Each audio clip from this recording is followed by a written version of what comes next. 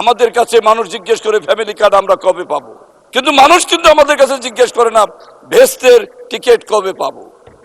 এ কথা কিন্তু জিজ্ঞেস করে না বেহেশতের টিকিট কবে পাবো।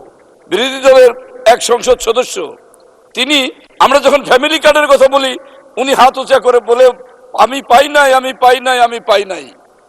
মাননীয় সংসদ সদস্য, এই ফ্যামিলি কার্ড তো আপনার জন্য না, আমার জন্য না।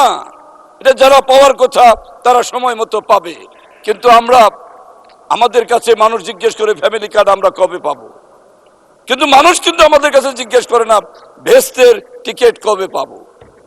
এ কথা কিন্তু জিজ্ঞেস করে না বেহেশতের টিকিট কবে পাবো। এটাই হলো বাস্তবতা। বেহেশতের টিকিট দিবে আল্লাহ সুবহানাহু ওয়া তাআলা।